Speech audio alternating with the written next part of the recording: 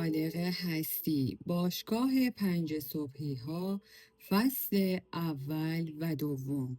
نویسنده رابین شارما، مترجم رضا اسکندری آذر، گوینده مریم سادات جمشیدی.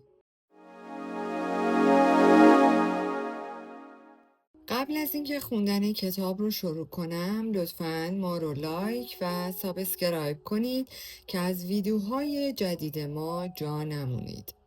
سرلوحه: ما برای جشن گرفتن پیروزی هایمان تا ابد وقت داریم، اما برای به دست آوردنشان تنها چند ساعت. ایمی کارمایکل. برای آنچه ارزشش را دارد هیچ وقت آنقدرها دیر یا در مورد خودم آنقدرها زود نیست که به کسی که میخواهی تبدیل شوی. امیدوارم جوری زندگی کنی که مایه افتخارت باشد. اگر به این نتیجه رسیدی که به خودت افتخار نمی کنی، امیدوارم قوای آن را داشته باشی که از نو شروع کنی. فرانسیس اسکات. آنان که می‌رقصند به چشم آنان که نوای موسیقی را میشنوند دیوانگانند. فریدریش نیچه. فصل اول: اقدام خطرناک. تفنگ زیادی خشونت‌آمیز بود. حلقه طنابدار زیادی عهد بوقی بود و زدن شاهرگ مچ دست با تیغه چاقو زیادی بی صدا بود. بنابراین سوال به این شکل پیش آمد: چطور می شود زندگی را که زمانی با شکوه بوده است به سرعت و خیلی دقیق با حداقل گندکاری و حداکثر اثرگذاری پایان داد؟ تا همین 1 سال قبل شرایط زندگی به شکل دراماتیکی امیدوار کننده بود. خانم کارآفرین در سطح وسیعی به عنوان یکی از غول‌های صنعت زمینه کارش، رهبر اجتماع و خیر بشردوست مورد تحسین همگان بود. او اواخر دهه 30 عمرش را طی کرد و رهبری شرکت فناوری را بر عهده داشت که در اتاق خوابگاه کالج بنیانگذاری کرده بود. این شرکت در نهایت بخش وسیعی از بازار را از آن خود کرده بود و محصولاتی تولید می کرد که مورد احترام مشتریانش بودند. اما به واسطه خباثت و حسادت شرکا از پشت خنجر خورده و بخش زیادی از مالکیتش را روی تجارتی که بیشتر عمر را صرف ساختنش کرده بود از دست داده بود و حالا باید دنبال شغل جدیدی می‌گشت. ورق چنان به نحوه بیرحمانه برگشته بود که خانم کارآفرین تاب و تحملش را نداشت. در زیر ظاهر سرد این زن قلبی دلسوز، مهربان و سرشار از عشق می‌تپید. احساس می‌کرد چرخ گردون به او خیانت کرده و لیاقتش بیشتر از این هاست. به سرش زد یک قوطی بزرگ قرص خواب را راهی معده‌اش کند. در این صورت اقدام خطرناک تمیزتر انجام می گرفت. با خودش فکر کرد قرص‌ها را می خورم و کار را خیلی سریع یکسره می کنم. باید از این درد و رنج خلاص شوم. همان موقع روی میز دراور شیک چوب بلوط داخل اتاق خواب تماماً سفیدش متوجه چیزی شد. بلیت شرکت در یک همایش بهینه‌سازی فردی که مادرش به او داده بود. خانم کارآفرین معمولاً به کسانی که در چنین رویدادهایی شرکت می‌کردند می‌خندید. با لقب بال شکسته خطابشان می‌کرد و می‌گفت آنها دنبال جوابهای یک مرشد قلابی‌اند، در حالی که تمام آنچه برای زیستن یک زندگی پربازده و موفق نیاز دارند درون خودشان است. شاید زمان آن رسیده بود که درباره عقیده‌اش تجدید نظر کند. حالا دیگر گزینه‌های زیادی پیش رو نمی‌دید. یا باید به اون سمینار می‌رفت و موفقیتی را تجربه می‌کرد که زندگیش را نجات می‌داد، یا باید آرامش را در مرگی سریع می‌یافت. فصل دوم، فلسفه روزانه برای تبدیل شدن به یک اسطوره. اجازه نده آتش درونت ذره ذره در مرداب ناامید کننده زمزمه هایی که به تو میگویند هنوز نه یا اصلا ممکن نیست خاموش شود. اجازه نده قهرمان درونت به خاطر سرخوردگی از زندگی که سزاوارش بودی و هرگز به آن نرسیدی تباه شود. دنیایی را که آرزویش را داری می توانی برنده شوی. آن دنیا وجود دارد، واقعی است، ممکن است، مال تو است. آین رند.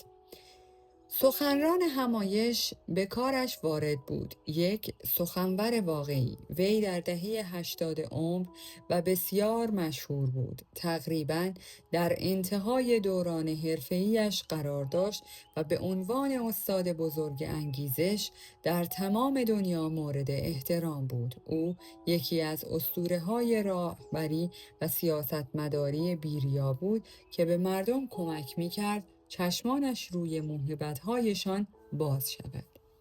در جامعه و فرهنگی مالامال از نوسانات، بلا تکلیفی و ناامنی، همایش‌های این سخنران جمعیتی برابر با یک استادیوم ورزشی را به خود جذب می‌کرد.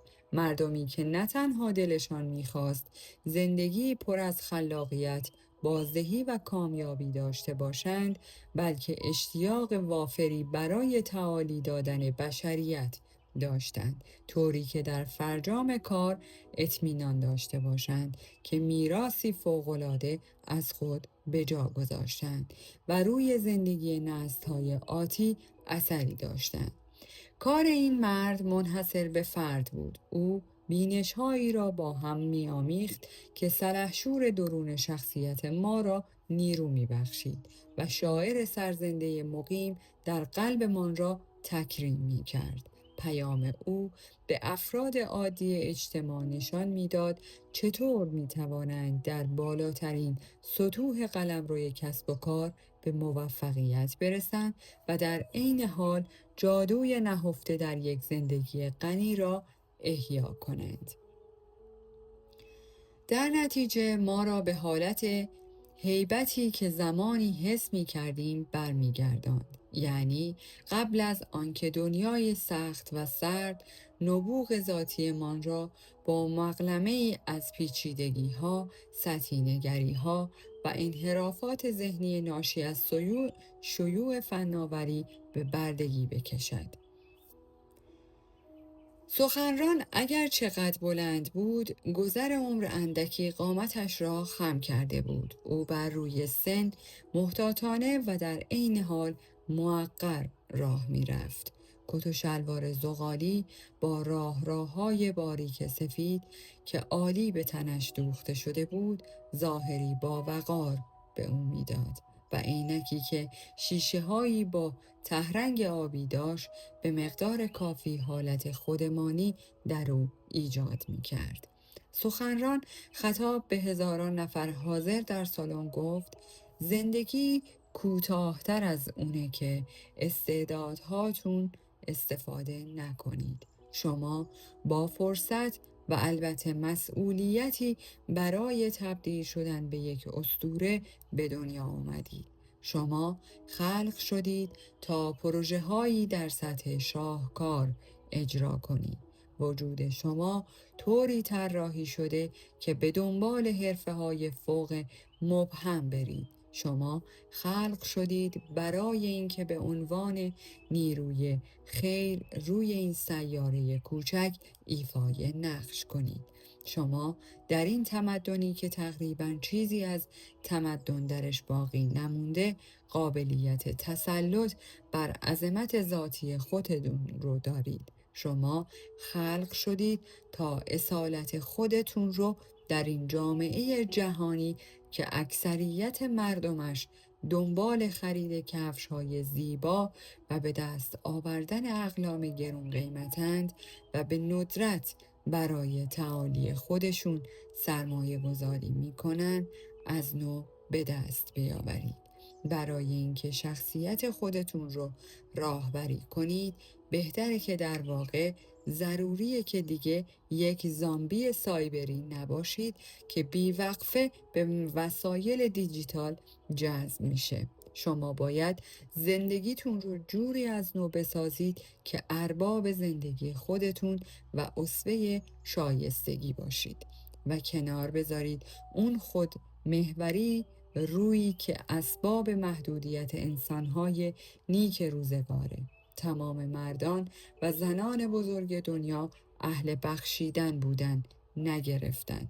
انکار کنید اون تفکر غلط رایج رو که میگه اونهایی برنده میشن که بیشتر از بقیه جمع میکنن. در عوض کار قهرمانانه رو انجام بدید، کاری که بازار کارتون رو با کیفیت ناشی از اصالت و کمک به مردم قبضه میکنه و حینی که اون کار رو انجام میدید بهتون توصیه میکنم زندگی خصوصی بر پایه اخلاقیات و سرشار از زیبایی های حیرت آور برای خودتون ایجاد کنید و وقتی پای محافظت و آرامش درونتون در میونه تحت هیچ شرایطی تسلیم نشید.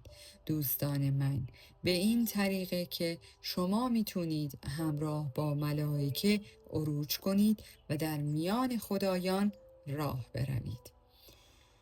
سخنران مکث کرد، نفسی فرو کشید، به بزرگی یک کوه تنفسش آرام گرفت و هین دم صدای فشی داد. به بت‌های مشکی شیکی نگاه کرد که به پاداش و در حد پوتین‌های نظامی برق افتاده بودند. نفرات نشسته در ردیف جلو قطره اشکی را دیدند که از روی صورت پیر و در عین حال جذاب سخنران پایین لغزید. نگاهش رو به زمین باقی ماند. سکوتش به بلندی رعد بود. به نظر می آمد سخنران در جا در نوسان است. بعد از لحظاتی پر از تنش که باعث شد برخی از حضار توی صندلی‌هایشان جابجا شوند، سخنران میکروفونی را که در دست چپ داشت پایین گذاشت. با دست آزادش به آرامی دست کرد داخل جیب شلوار و دستمالی کتانی را که به دقت تا شده بود بیرون آورد و گونه اش را پاک کرد. هر کدوم از شما ندایی در زندگی داره. تک تک شماها غریزه رسیدن به تعالی رو در روح خودتون دارید. هیچ یک از افراد حاضر در این سالن نیاز نیست در برزخ حد متوسط میخکوب بشن و در کنار ناحرفه‌ای گری جمعی موجود در کسب و کار و صنعت خودشون رو تسلیم رفتارهای مبلغ موندن در حد متوسط بکنن که در تمام جامعه مشهوده.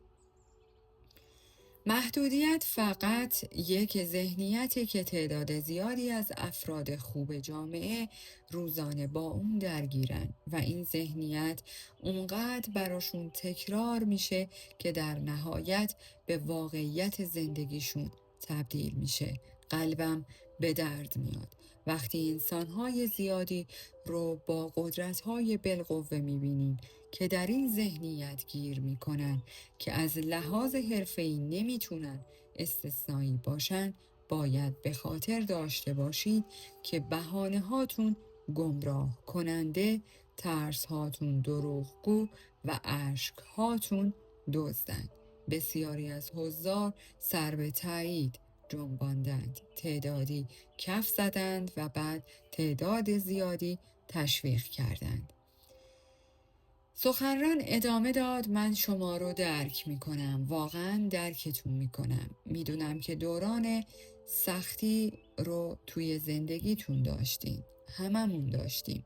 می دونم که از نظر خیلی هاتون اوضاع با آینده‌ای که در کودکی پر از شور و اشتیاق و شگفتی برای خودتون متصور بودید فرق داره. شما روز به روز زندگیتون رو برای چنین نتیجه‌ای برنامه ریزی نکردید، مگه نه؟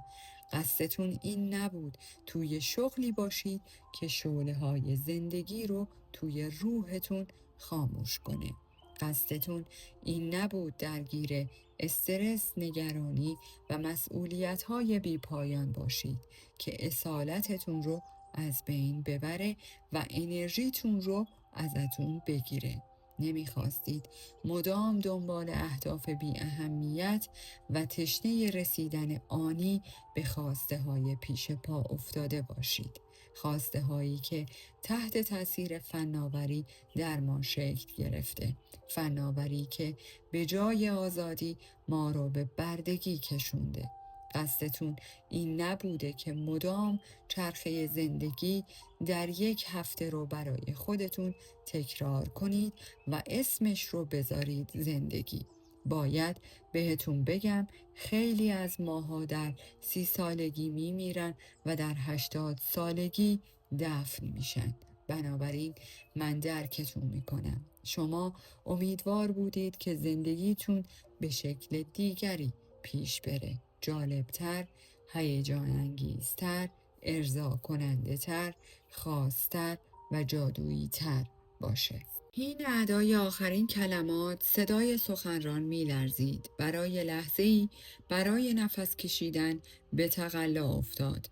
نگاه نگران روی صورتش باعث شد پیشانیش چین بیفتد. روی صندلی کرم رنگی نشست که با دقت تمام توسط یکی از همکارانش کنار سن گذاشته شده بود.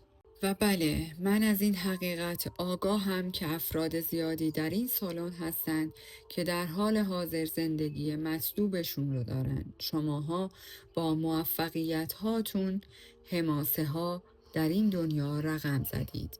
کارتون رو با مهارت کامل انجام میدید. خانواده و اجتماعتون رو با جریانی که انگار از دنیای دیگه ای اومده غنی می کنید. کارتون عالیه. براوو. اما با این حال حتی شما فصلهایی رو در زندگیتون تجربه کردید که طی اونها در ورطه سرد و خطرناک تاریکی گم شدید. شما هم شاهد فرو ریختن شکوه خلاق و عظمت و کاراییتون در دایره کوچک راحتیتون بودید. دایره راحتی، ترس و کرختی که به مهارت شما خیانت میکنه. باتری هاتون رو به خالی شدنه.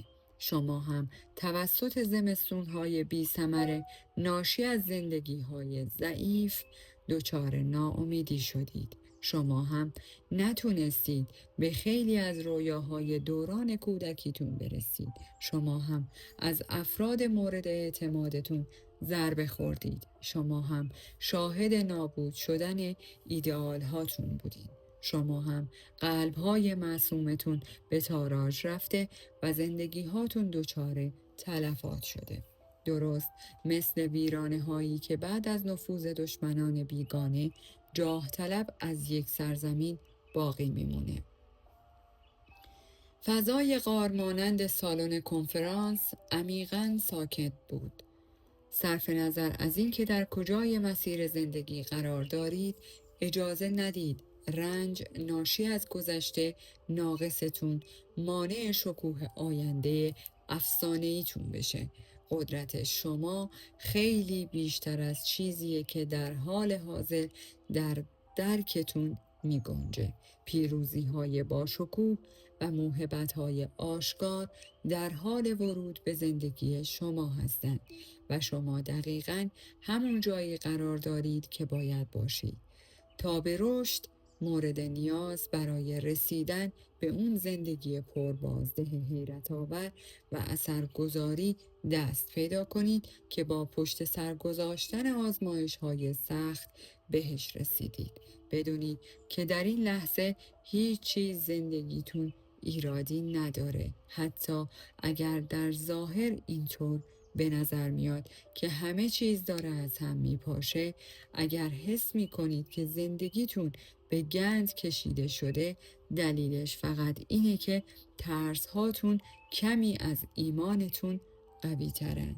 شما با تمرین میتونین ولوم صدای ترسان درونتون رو کم کنید و صدای وجه فاتح وجودتون رو بالا ببرید. حقیقت اینه که تمام چالش هایی که در زندگی تجربه کرده اید، تمام آدم های مسمومی که باهاشون رو در رو شدید و تمام آزمایش هایی که پشت سر گذاشتید برای آماده سازی و تبدیل کردن شما به شخصیت حال حاضرتون بوده. شما برای فعال کردن گنج درون و استعدادها و قدرت‌هایی که در حال بیدار شدن در وجودتون هستن به اون درس‌ها نیاز داشتید. هیچ چیز تصادفی نیست.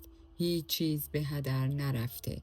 شما دقیقاً در همون نقطه‌ای قرار دارید که برای رسیدن به متعالی ترین خواسته هاتون باید درش باشید. زندگی که شما رو به پایه‌گذار امپراتوری ها، متحول کننده دنیا یا شاید هم یک تاریخ ساز تبدیل میکنه.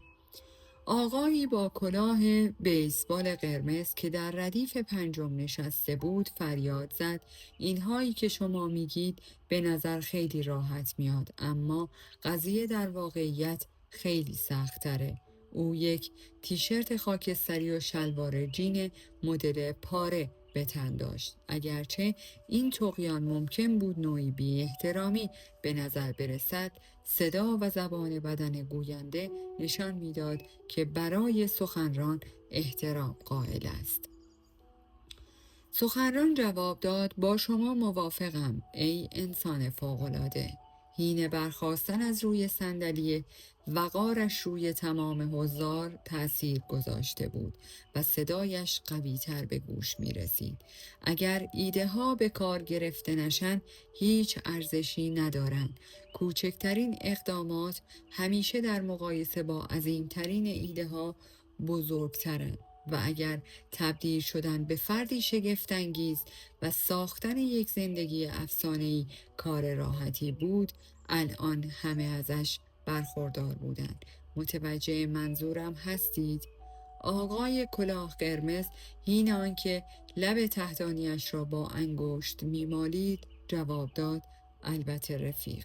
سخنران ادامه داد: جامه مشتی دروغ تحویل ما داده. مثلا یکیش این که مردم باید راحتی رو به این واقعیت ترسناک و در عین حال با شکوه ترجیح بدن که هر موفقیتی نیازمند تلاش سخت، ابداع مجدد و فداکاریه و عمق این تلاش و فداکاری دقیقاً به اندازه عمق همون دریاییه که بندر راحتیمون رو در حاشیه‌اش بنا کرده ایم.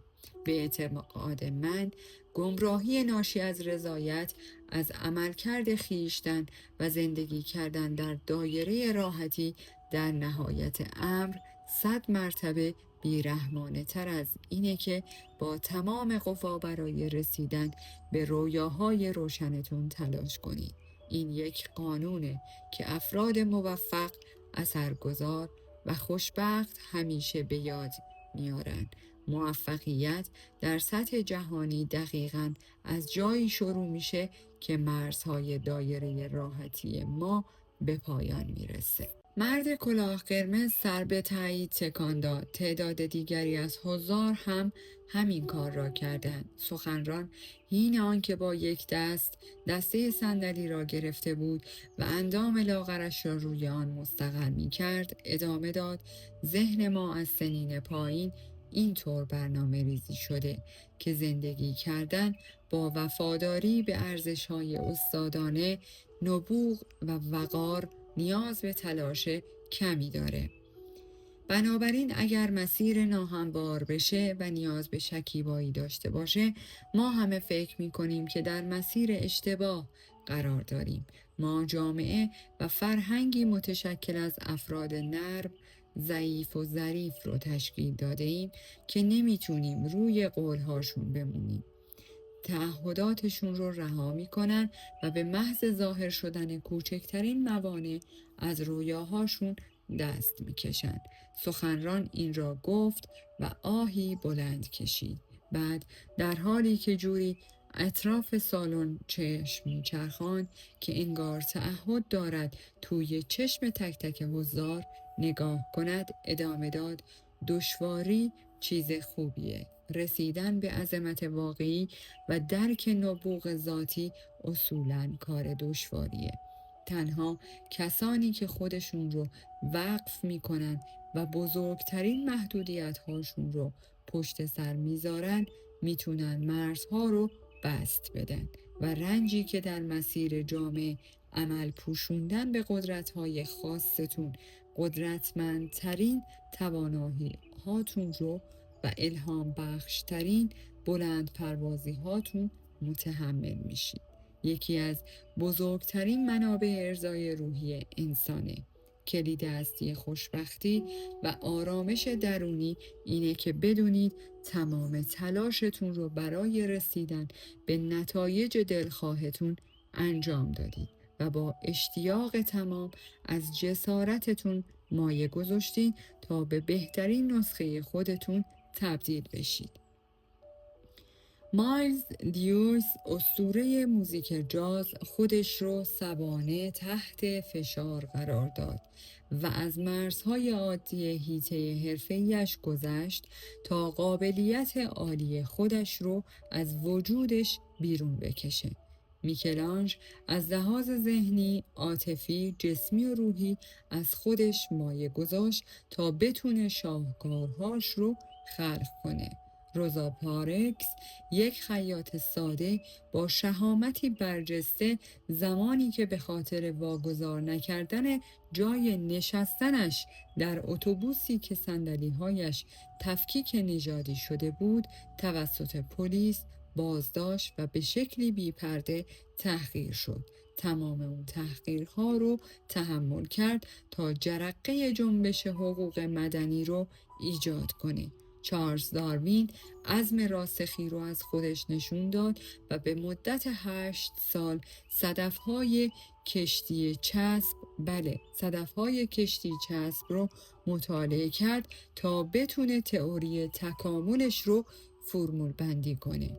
اگر در این دوره کسی به اون شکل خودش رو وقف بهینه‌سازی تخصصش بکنه، اکثریت مردم این دنیا که بخش زیادی از عمر برگشت ناپذیرشون رو صرف تماشای سلفی عکس صبحانه دوستان مجازی و بازی‌های کامپیوتری خشن میکنن، بهش برچسب دیوانه میزنن. استیفن کینگ قبل از اینکه رمان کری رو که باعث شهرتش شد به ناشر بفروشه، به عنوان معلم انشای دبیرستان و کارمند یک شرکت لباسشویی صنعتی کار میکرد.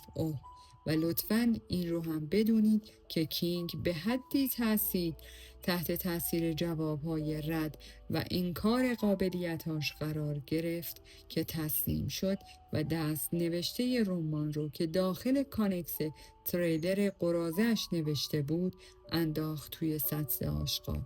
بعد از اون بود که همسرش وقتی کینگ بیرون رفته بود دست نوشته رو از توی آشغال‌ها پیدا کرد. خاکسترهای سیگار رو از روش پاک کرد، اون رو خوند و به همسرش گفت ایده عالیه که براش یک ناشر پیدا کنه. حتی در اون مورد پیش پرداختی که برای اون کتاب گرفت مبلغ ناچیزی در حد $2500 بود. خانمی که نزدیک سن نشسته بود زیر لب گفت دارید جدی میگید؟ او یک کلاه سبز جنگلی به سر داشت که پر قرمز نارنجی بزرگی از آن بیرون زده بود. آشکار بود که این زن با ارزش‌ها و استانداردهای خودش زندگی میکنه. سخنران با لحنی محکم جواب داد بله، جدی میگم. و در حالی که ونسان وین گوگ در طول عمرش 900 تابلوی نقاشی و بیشتر از 1000 طراحی خلق کرد، تنها بعد از مرگش بود که به شهرت رسید. انگیزش برای خلق اون آثار نه از منیت و نیاز به تشویق مردم، بلکه از غریزه‌ای خردمندانه تر نشأت می گرفت که تشویقش کرد. صرف نظر از دشواری که پیش رو داشت، بخشش بیشتری از قدرت خلاقیتش رو آزاد کرد.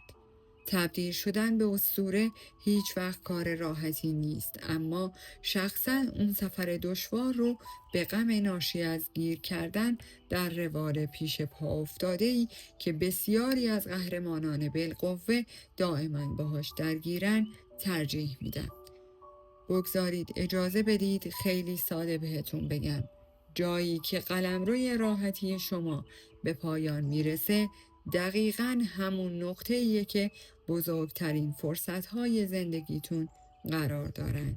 باورهایی که اسباب آشفتگی شما هستند، حسهایی که شما رو میترسونند، پروژه‌هایی که مرعوبتون میکنن و آشکار شدن استعدادهایی که بخش ضعیف وجودتون در برابرشون مقاومت نشون میدن، دقیقاً همون جاهایی هستند که شما باید بهشون وارد بشید. به عنوان یک تهیه کننده خلاق و جستجوگر، آزادی فردی و فرصتهای عالی باید به طرف این درها برید، چون به عظمت شما باز میشن و بعد به جای اینکه ساختار زندگیتون رو جوری شکل بدید که این باورها، حسها و پروژه ها رو نادیده بگیرید، اونها رو خیلی سریع با آغوش باز پذیرا باشید.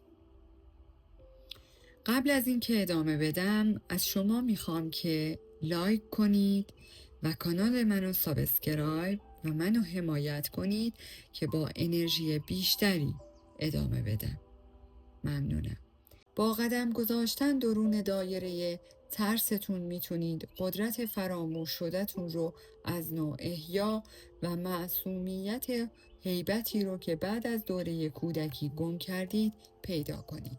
عاقبت سخنران شروع کرد به سرفه کردن، ابتدا آرام و بعد به شدت، طوری که انگار توسط ابلیسی قسم خورده برای انتقام تسخیر شده باشد. آقایی با کت و شلوار مشکی با مدل موی دور کوتاه با میکروفون جاساز شده توی آستین پیراهنش حرف زد. نور پردازی ابتدا سوسو زد و بعد خاموش شد. تعدادی از حضار که نزدیک سن نشسته بودند، در حالی که مطمئن نبودند چه کار باید بکنند، از جا بلند شدند. خانم بسیار زیبایی که موهایش را در قالب توپی محکم پشت سر بسته بود، با لبخندی زورکی و لباس مشکی تنگ با یقه سفید گلدوزی شده، با عجله از پلکان فلزی که سخنران در ابتدای سخنرانی از آن بالا رفته بود بالا رفت. گوشی موبایلی در یک دست و دفترچه کهنه‌ای در دست دیگر داشت. حین نزدیک شدن به کارفرمایش، کفش‌های قرمز پاشنه بلندش تلق تلق صدا می دادند. با این حال خانم دیر رسید. سخنران مثل یک بوکسور ضربه فنی شده، با قلبی بزرگ اما تکنیک ضعیف، در راند آخر دوران حرفه‌ای که زمانی برای خودش شکوه و جلالی داشته و باید سالها قبل از آن کناره‌گیری می‌کرد. نقش زمین شد و بی حرکت ماند. رودی مینیاتوری از خون از شکاف سرش که به واسطه زمین خوردن ایجاد شده بود روی سن راه افتاد. عینکش کنارش افتاده بود. دستمال هنوز توی مشتش بود. چشمهایش که زمانی برق در خود داشتند بستماغی ماند. در آخر خوانش این کتاب رو تقدیم به اون عزیزی که در کامنت های گذشته خواندن این کتاب رو از من خواسته بودن تقدیم میکنم. امیدوارم که در همه مراحل زندگی پیروز و موفق باشید. در پایان از شما دوستان عزیزم میخواهم برای حمایت بیشتر ما کانال ما را به دوستان خود معرفی کنید. برای انرژی بیشتر ما رو لایک کنید و برای ادامه پرقدرت‌تر سابسکرایب. تا درودی دیگر، درود و 200 بدرود.